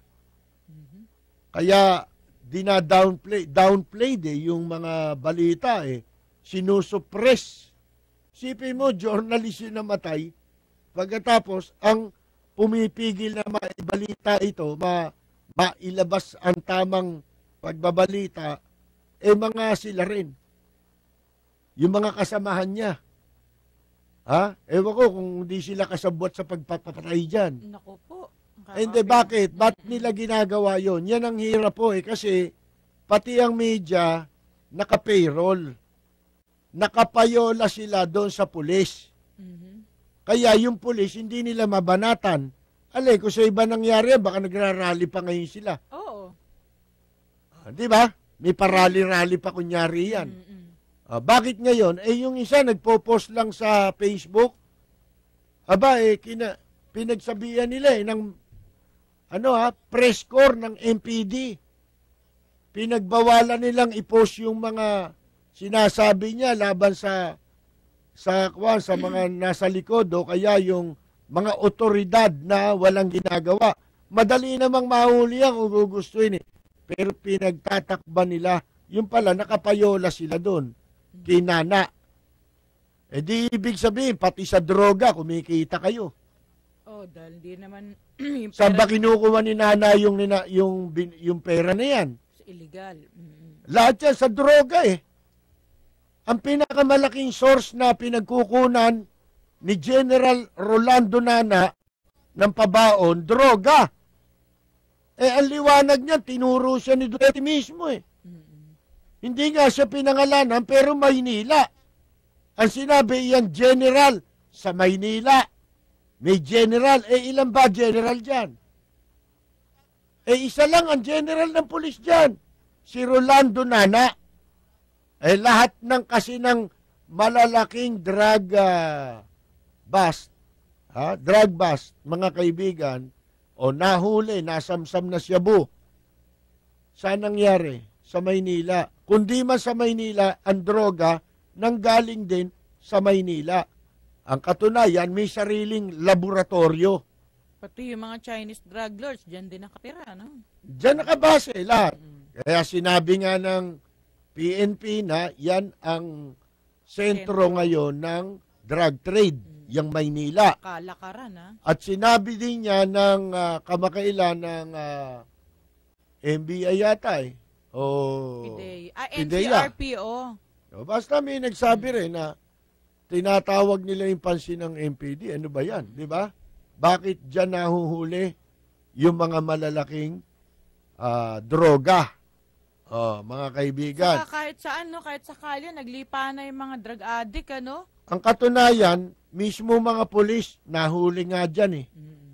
Mismong, ano yan nakatalaga na sumugpo sa droga yung anti-drugs unit ng MPD. Akalain ninyo, yung buong opisina nila sangkot sa droga, nahulihan sila ng 5 kilong droga sa kanilang aparador. May kwarta pa. Walang kaso hanggang ngayon. Sasabihin ninyo hindi ninyo alam yan. Ang inuhuli lang nila pag MPD ng huli, yung bumibili ng ng maliliit na sachet. Saka yung pulis pa na droga rin nakaka, di ba? Nakatira din sa Maynila. Hindi, ito nga ang pinakahuli nga, itong nahuling pulis. Na dating pulis Maynila ito Ang pangalan nito sino? PO2 Alyangan ba? Alyangan. Jolly Alyangan. Mga kaibigan, alam ba ninyo ngayon, sinasabi ng National Bureau of Investigation na ito daw hiniling nila na kung pwede sa Anti-Money Laundering Council na ipag-utos na yung forfeiture sa mga properties pagkumpiska sa mga properties nitong si PO2 Jolly Alyangan. Ito, ang sinasabi naman nitong pulis, mga kaibigan, baliktad. Siya daw na-frame up. Ang kwento niya, bago daw pumasok, kinu-question niya, wala raw kasamang barangay. Walang kasamang media. Wala raw kasama media. Anong tawag doon? Ano ba yun? Yung procedure na tinatawag. May coordination. Hindi. Yung procedure sa pag-aresto. SOP. Oo. Meron dapat kasama kang barangay official. Para katunayang reported yun at kami kasama ka ring media para magwi-witness doon. Ngayon, ang sabi nitong si Alyangan, bago raw pumasok sa bahay niya, yung mga pulis, ini-extort talaga sa kanya yung pera. Hinihingan siya ng 6.9 million. Mga kaibigan, yun ang pinalalabas niya. At saka yung yung depekto dun sa manner nung pagka-aresto sa kanya, yung implementation nung arrest warrant, mga kaibigan. Doon pa lang hindi nakapaniwala yung sinasabi nito si Alyangan ang sabi ng NBI kasi nung buksan namin yung vault, nandun yung media Nakunan nga Nakunan nga. Yung pagbukas ng vault. At pinalalabas nila na hindi raw sa kanila yung droga. Pinalalabas pa, planting yun. Paano yung tumapon dun sa may inidoro? At paano yung positive sa drug test na gumagamit ng droga yung asawa niya? Bakit nag-positive sa droga yun? Sipin mo yan, dahil daw sa nag-positive yung asawa, gusto pa nilang palabasin, hindi ko mo positive yan, hindi na kanila yung droga. Mga kaibigan, talagang pag may pera, lahat ng napalusot. Oo, sinasabi ng pulis sa nanay niya raw yung pera. Madali naman yan Bakit hindi kunin muna yung statement of assets and liabilities niyan? Di ba may rin yan? Sali, no? May sali ng mga pulis? Oo. Lahat na nasa gobyerno, kahit janitor, meron. Kunin mo salin yan, malalaman mo. Pagkatapos yung nanay niyan, verifikain mo. Kung ano ba negosyo? May negosyo ba yan? May inheritance ba yan? Pero cash ito Bahay. Mahirap naman siguro yung cash ibigay sa'yo. Di ba? O, pagkatapos yung bahay, kanino nakapangalan yan? Ba't kasi hindi Ibig ko sabihin, ba't kailangang utay-utayin pa ng NBI May pahingi. Masyado nyo sinususpense. Ano ba? May iniintay ba kayo dyan? O baka mamaya magkaaregluhan pa yan. At saka yung figure na sinabi ng polis, kalokohan yun. Hihingan kanya kundi 6 million, 7 million. Bakit 6.9? May butal. Sira pala. Titirahan pa siya ng 100,000. Sa korte, baksak agad yun eh. Hindi, tsaka paano mo ipaliliwanag yung mga baril? Tsaka yung kotse. Na hindi rehistrado. Tapos yung sasakyan mo, peke ang plaka ng yung plate. License plate. Ibig sabihin, loko talaga itong pulis na ito. Gusto mo kaming paglalalangan, ang daming inconsistencies doon. Ang daming butas nung Hindi ba? Hindi mo yun ang dapat mong ipaliwanag. O, ba't naging peke? Ibig sabihin, pineki ng NBI yun. Lalo tuloy na mapupuntusan pa siya, no? Lalo lang bibigat. May surveillance yan eh. May report yan officially. Saka bakit sa lahat ng pulis naman, ikaw ang tinaniman, hindi naman natin inaalis na pwedeng mangyari yung frame up eh. Pero sa ganyang kaso, yung kaso nung pangyayari sa'yo, imposible yung sinasabi mo. Di ba? Humanap-hanap ka ng ibang katwiran. Dahil unang-una, mapapatunayan at mapapatunayan eh. Nasa'yo yung pera eh. Di ba? Paano patutunayan ng nanay niya sa nanay niya yung pera? Ba't nasa'yo? Di ba? Mga kaibigan, di ba? Ngayon titirahin ka ng BIR. Magkakasabit-sabit ka eh. Babayad ka ba ng buwis? Ano ka ba? Moonlighting cup? Bakit kami, may perang ganyan? Ang baba lang ng pwesto mo. Proportionate ba yun sa kita mo? Tsaka bakit kung may pera ka, mayaman pala kayo? Ba't ka magpupulis? Di ba? Naku, simple lang eh. Gusto mo pa kaming tarantaduhin. Bago tayo magpatuloy, ilan muna ang paalala. Mga pangunahing balita at impormasyon na dapat ninyong malaman, mga kabulukan, pasisingawin at isisiwalat sa Rapid Fire.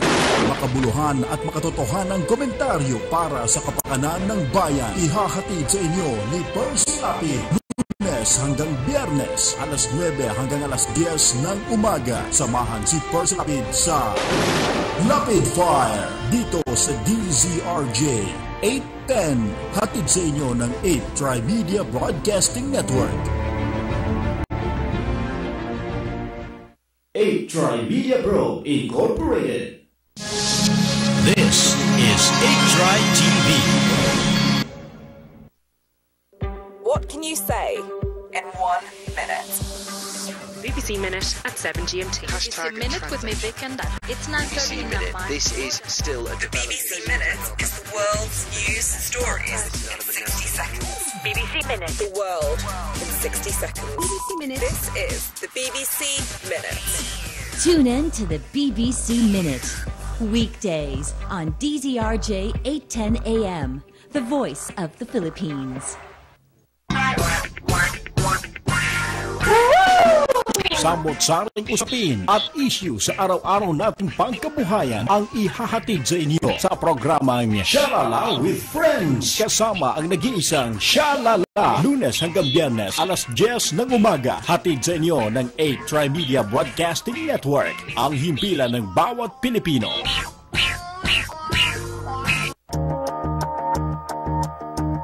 Change is coming. Miss Philippines Earth 2016 addresses climate change on Independence Day. 48 beautiful eco-ambassadors from all over the country shall come together to combat climate change through the 5 R's. Rethink, reduce, reuse, recycle, and respect. Catch the coronation night of the much-awaited environmental event at the historical Aguinaldo Shrine, Kawit, Cavite on June 11, 6 p.m. in celebration of our Independence Day. Telecast on ABS-CBN on June 12, 10:30 a.m. before ASAP and on the Filipino channel. Miss Philippines Earth 2016 is presented by Hana Shampoo with partners SM Markets, Diamond Hotel, The Official Residence, Liquid Gold, and DZRJ 810 AM. A Tri-Media Broadcasting Network, ang himpilan ng bawat Pilipino.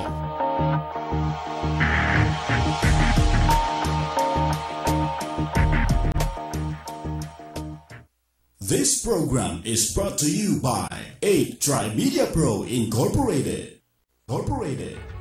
Balita, impormasyon at mga isyong may kinalaman sa bayan, lahat isisiwalat ng walang takot, lilinawin, hihimay-himayin, matapang, ngunit malalim at makatotohanang komentaryo sa Lapid Fire.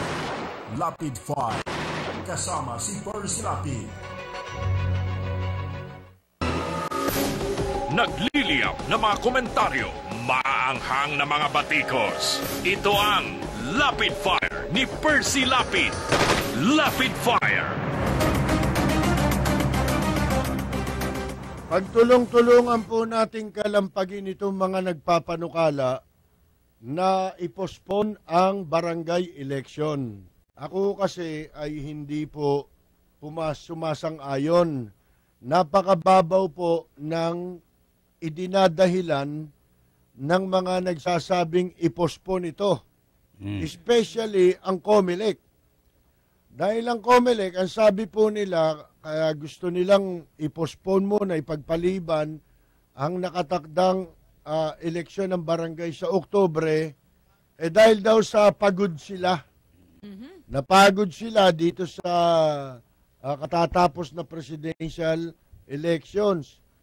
Pagkatapos, wala daw silang sapat na pondo.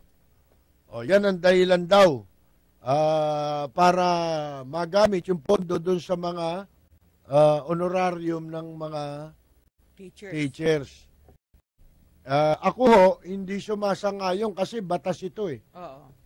Batas na dapat ini-elect ang mga barangay every 3 years? Hindi 3 years yan. Mas mahaba yata yan. 4 years yata.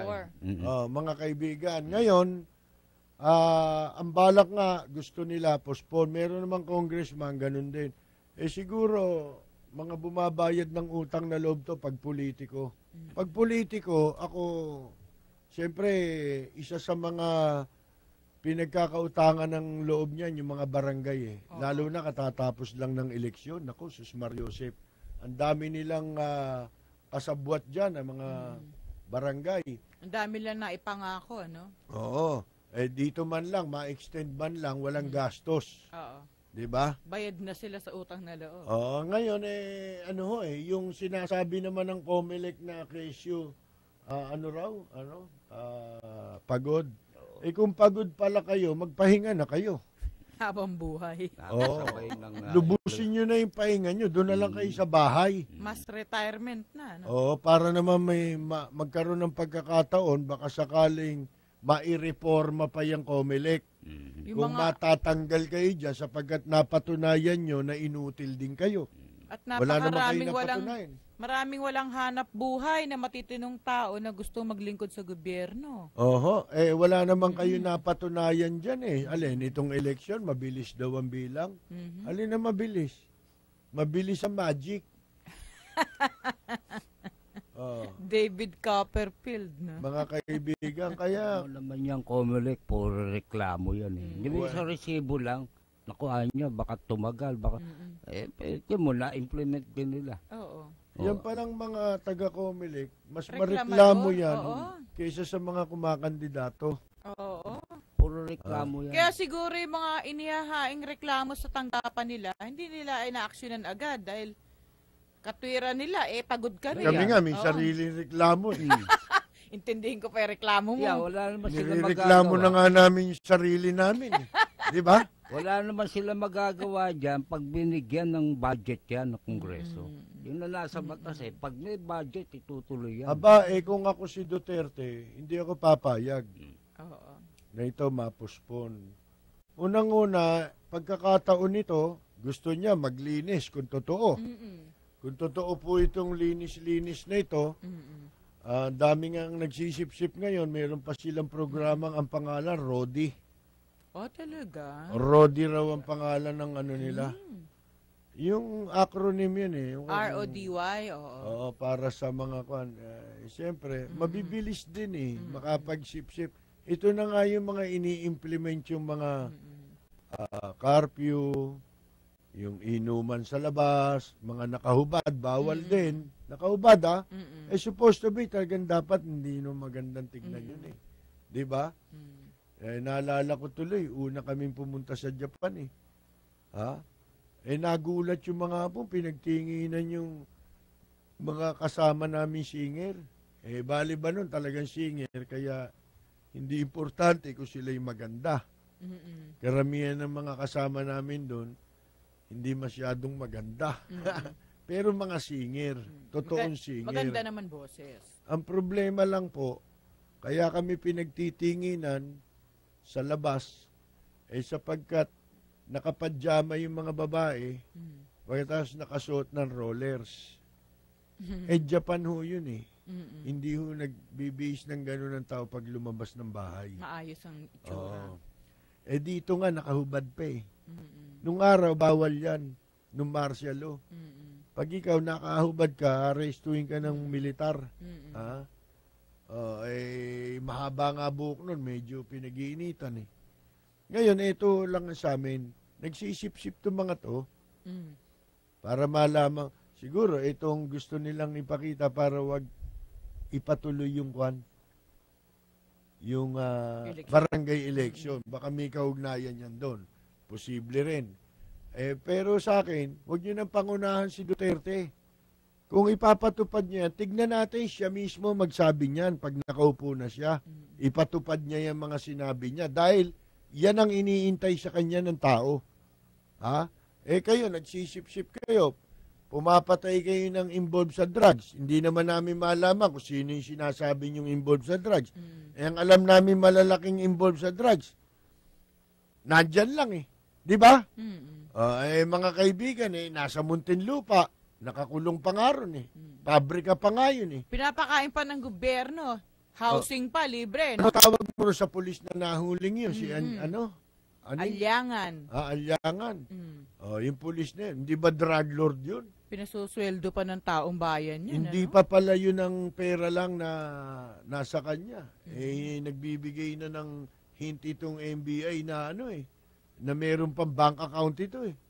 Mga 30 million parawan laman eh. Isipin mo yan. Yun yung pinapipris sa AMLAC. Isipin mo yan. Meron nga, pumapaligid pa kay Duterte. Sabit di sa droga eh. Kaya antayin natin si Duterte. Gustong pumblazing wag tayong pumayag na yung mga barangay na yan manatili pa. Total, pinasisimulan niya yung kampanya ng laban sa droga sa mga barangay. Pwede mo malinis yan ituloy yung eleksyon. At isukan na yung mga kwan para magkaroon ng pagkakataon itong taong bayan. Tignan natin ang galing nitong mga butante natin. Tignan natin ang galing ninyo sa pagpili ng barangay chairman nyo. Diyan pa lang makikita na kung matino kayo o hindi. Baka gusto ninyo yung mga barangay official. Tignan natin kung iboboto pa nila itong mga official na ito na walang ginawa sa kampanya laban sa droga. Di ba? Importante yan eh. At saka mas maganda, kasabay ni Duterte, bago lahat sa mga yan. Lahat may fresh mandate. May bagong mandate na bagong pili ng tao. Magkakaalaman tayo, di ba? Ako hindi sasangayon na mapospon yan eh. Lalo na dyan sa loto, no? Wala namang constituent yan. Dapat nga yan buwagin eh. Yung barangay niyan eh. Simon, tagal ng barangay chairman yan dyan. Walang inatupag kundi mangolekta ng illegal terminal, sa droga, lahat ng addict dyan, mga kaibigan, ultimo yung sumusulat ng kanyang kolom, binibigyan niya ng shabu. Oh, mga kaibigan, di ba? Mga barker dun. Ano? Si Mang Rering pala, nasa linya natin. Magandang umaga, Mang Rering. Hello. Opo. Hello, Percy. Opo. Sa inyo, Apa. Katulad pala kayo. Ako, kanala ako natawag. Dahil doon sa kuwan mo, yung postpone na naman daw yung barangay. Oho. Postpone lang yan eh. Hindi naman halal yan. Postpone din yan eh. Oho. Pagkatapos, postpone na naman. Napapagod daw sila. Ba't hindi pa kasi magsilayag dyan sa Comelec kung kapaguran lang hinahanap din nyo? Kasi, alam mo, kahit kinatalo ng mga kandidato, lalo-lalo si Lim, yung mga barangay na yun eh. Nabigyan ng 50,000 bawat isa niya ng Erap eh. Tatahan na sabihin ko, binigyan ni Erap ng kikisimil ng mga barangay dito sa Maynila. Yun lang, maraming salamat. Yun po si Mang Rering, hindi siya sumasang-ayon.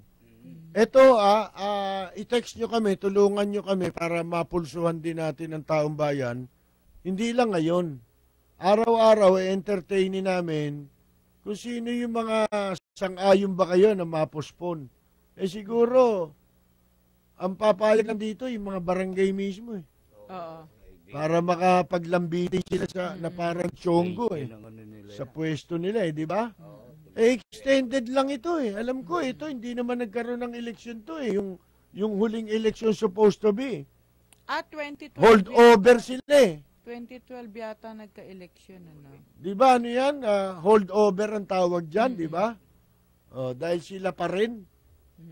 Hindi na i-elect, mga kaibigan. Isipin ninyo. Kaya umabuso yung mga yan eh. Marami dyan eh, pinagkakakitaan, lalo na eleksyon, di ba? Yung eleksyon ho, pinagkakakitaan nila yan. Lalo ngayon, national election, ang laki ng kinita na marami dyan. Nagliliyap na mga komentaryo, maanghang na mga batikos. Ito ang Lapid Fire ni Percy Lapid. Lapid Fire.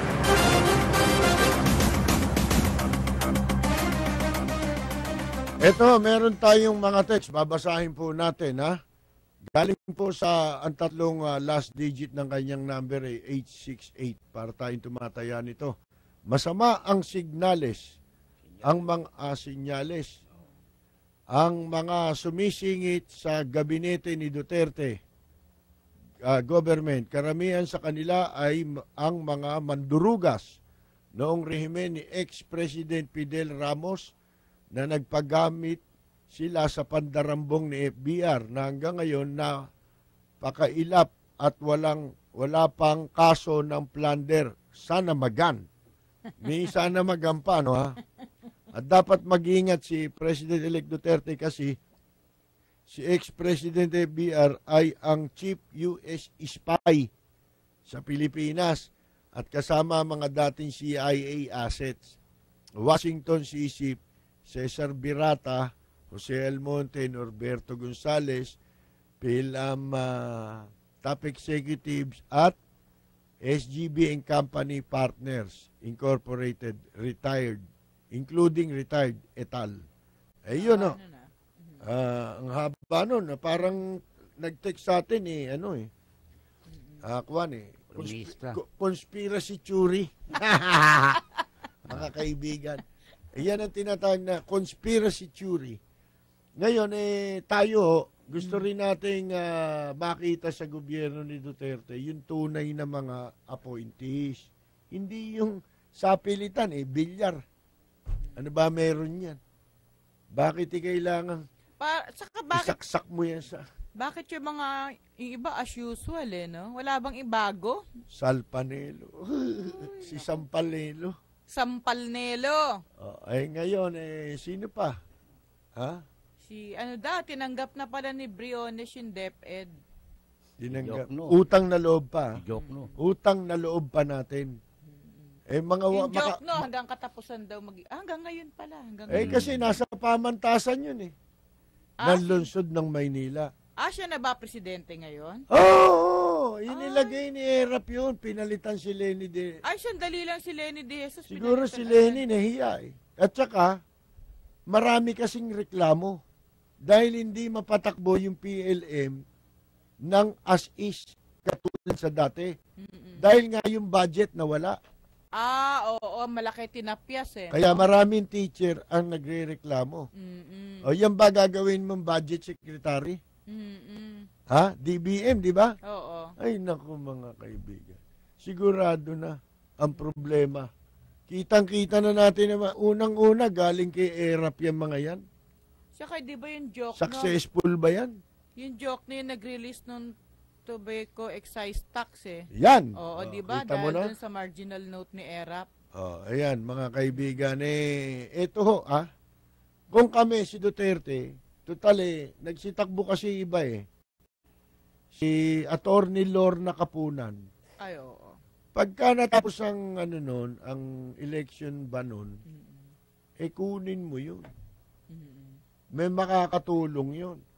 Kung ako sa'yo, kukunin ko si Persida Acosta. Pag natapos yung term niya sa PAO.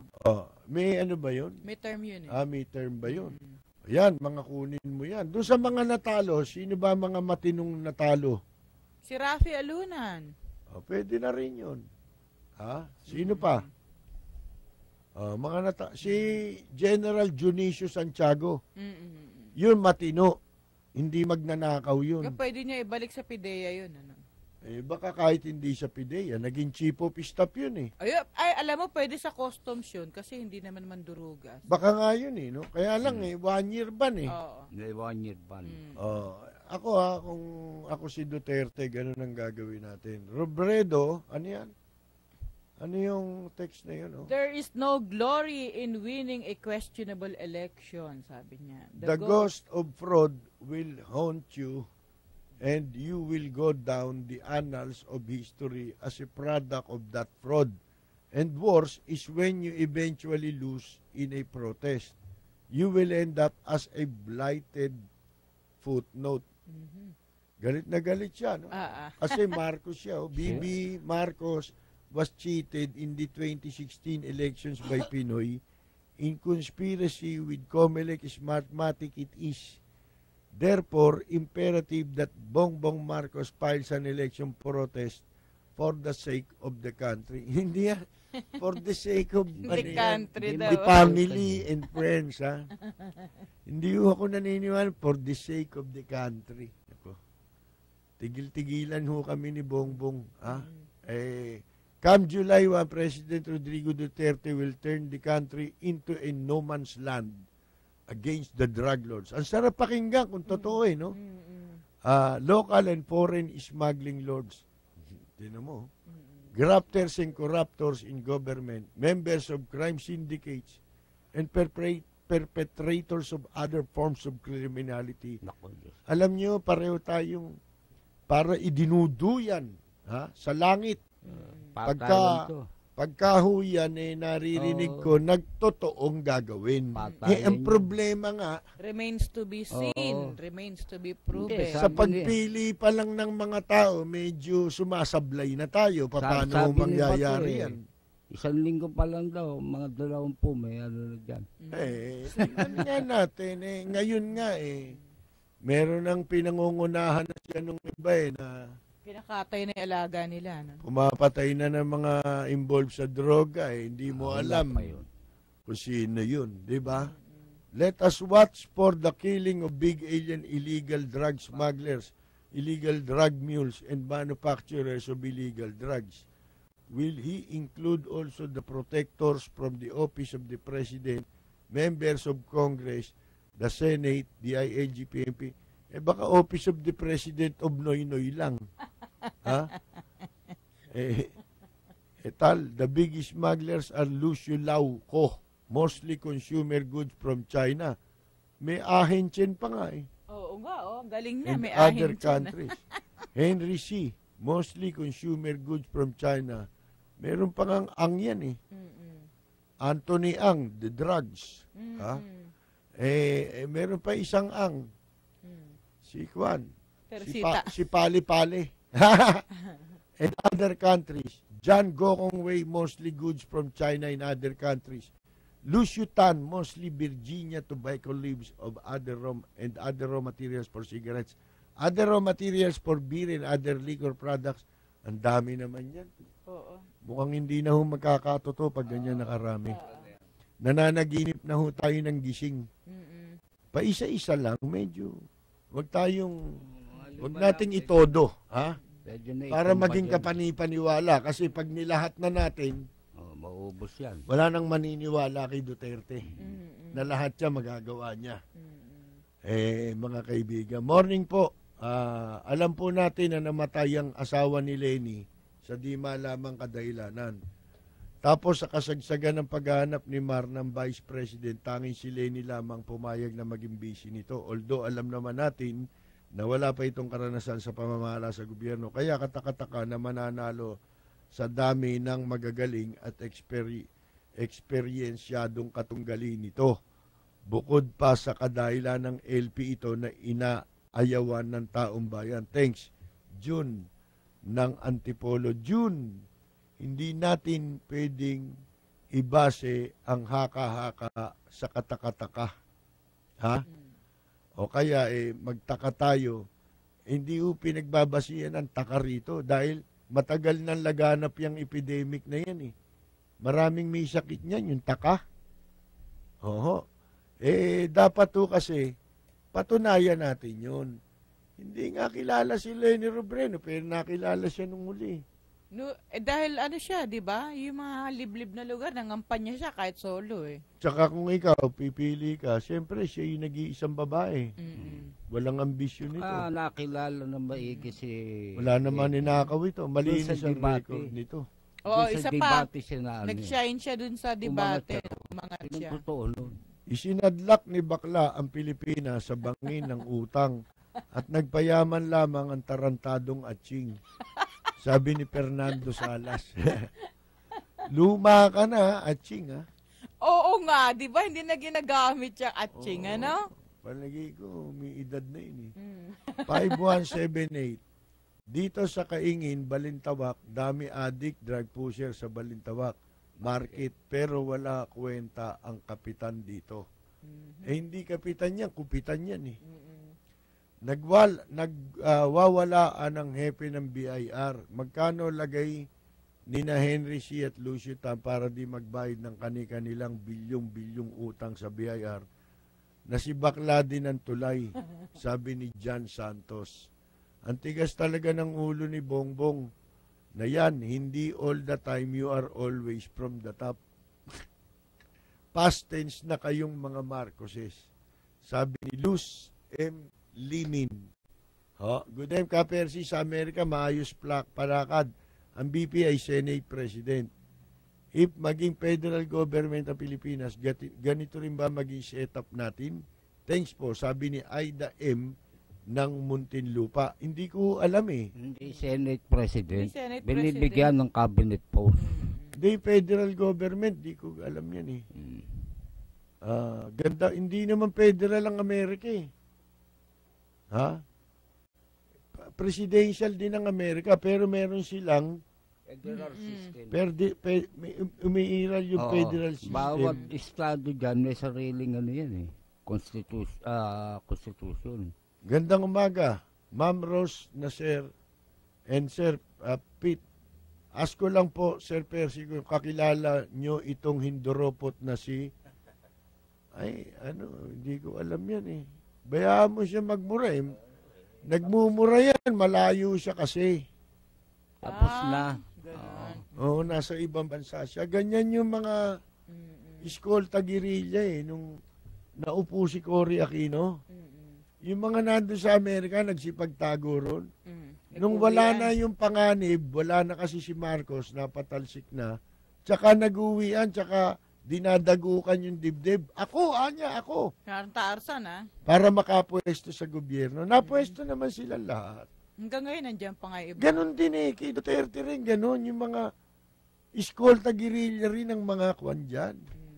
Ang mga mapupwesto dyan, kaya walang dahilan para magpakamatay ka. At yung laitin mo ang kapwa mo, na hindi dahil hindi niya gusto si Duterte. Katulad niya sinasabi niyo, tagaimpila. Ang tawag namin dyan, eskolta guerrilla yan. Malayo yan Andito labanan sa Pilipinas. Sige nga, umuwi siya rito, dito siya magmura. Magagawa niya ba yan? Oh. Mr. Lapid, buong bansa talamak na sa droga. Maraming pulis nasa payola ng drug lord. Sabi ni Fernando Santi. Magandang umaga po. Ano yan? Galit po ba kayo kay Bongbong Marcos? At ano pala nangyari sa pagpetisyon ng mga boto ni Mayor Alfredo Lim? At sa wakas ay nahuli na rin ang manyakis na driver. Nahuli na pala. At sana'y walang kinalaman ng Pangulong Pinoy at Matagamalacanang sa mga dagdag bawas na boto na nangyari ito eleksyon at lalo na't nabiktima rin po si Presidente. Ano? Nabiktima? Immaterial na yung nabiktima yan eh. Panalo yan. Nanalo yan eh. Maring nabiktima. Hindi ako galit kay Bongbong. Asar. Asar lang ako, iba yung galit sa asar lang. At mahuli ng tuloy lahat ng drug lords dito sa ating bansa. Sabi ni John Melo. Yung tungkol kay Mayor Lim, yung COMELEC ang dapat mag-schedule. Kung kailan po sila aaksyon doon sa, ano tawag doon? Protesta. Karamihan talaga dito sa mga ungas, mag-isip pa talaga lunod sa mga maling paniniwala na ika nga ay grounded na ang mga utak sa kayupan.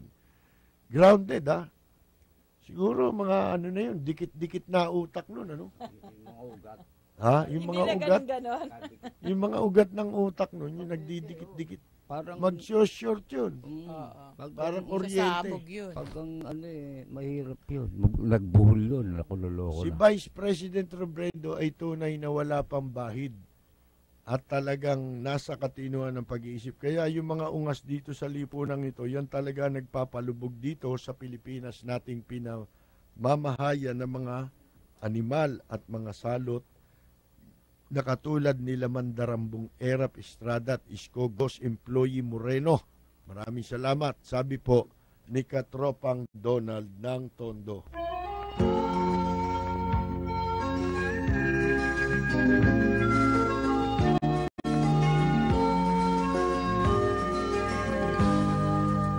Ito ay isa ang lahi, dito'y wala ang pagkukunwari. Hindi padagay, sadyang kilala sa daigdig, may pagkakaisa sa bawat nais. Ang bayan ko'y punong-puno ng yaman, bakit ito'y kailangan pang iwanan? Hindi nga ba't anong sarap mabuhay ng buong ganap? Sa bayan mo, sumabit man yaong wakas. Dito sa bayan ko. Mga kaibigan, kami po ay pansamantalang muling magpapaalam. Hanggang bukas pong muli, ito po si Rose Nabenal. Ito po naman si Peter Kalaskas. Antabayanan po ninyo ang mga pagbabalita at susundan po ng programang Shalala and Friends. Ito po naman si Percy Lapid. Magbabalik po kami bukas sa ganito ring oras at himpilan. Maraming salamat at magandang yumaga! Sal Panelo!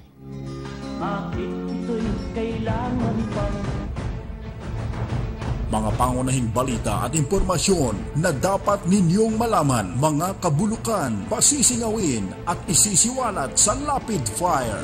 Makabuluhan at makatotohanang komentaryo para sa kapakanan ng bayan. Ihahatid sa inyo ni Percy Lapid, Lunes hanggang Biyernes, alas 9 hanggang alas 10 ng umaga. Samahan si Percy Lapid sa Lapid Fire dito sa DZRJ 810, hatid sa inyo ng 8 Tri-Media Broadcasting Network. 8 Tri-Media Pro Incorporated. This is 8 Tri-TV. Balita at impormasyon sa mga napapanahong kaganapan, makatotohanang komentaryo at tunay na public service. Usapin sa kalusugan, entertainment, mga gimmick at